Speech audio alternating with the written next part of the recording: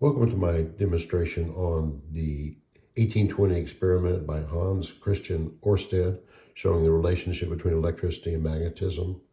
What my setup is here, I've got three 1.5 volt batteries, so that's 4.5 volts since they're hooked in series. Now I've got a switch here, just a simple switch that connects the electricity or turns it on or off. I'm flowing through a 5 ohm resistor here as a current limiting resistor. So I've got 4.5 volts divided by 5 ohms, so I've got less than 1 amp of current. And then I've got a wire that flows underneath my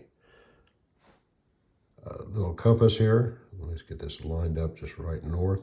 Okay, what I'm going to show is when I turn the battery on, it provides power. I connect the circuit.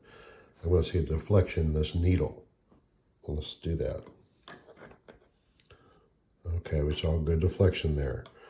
What that is this current as it flows through here generates electric current through here.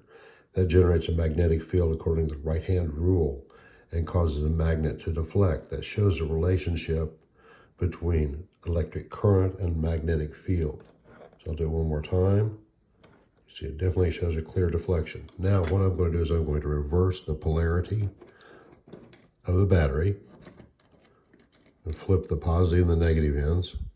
That was positive over here, now it's negative. Hook this up.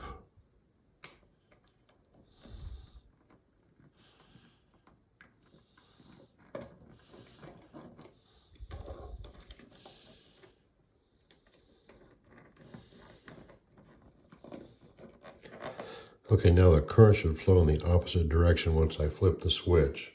We should see the needle first time it went to the left, now hopefully it will go to the right. And there we go. The current is flowing in the opposite direction, so the magnetic field is in the opposite direction than it was previously. So we're seeing the needle deflect in the other direction.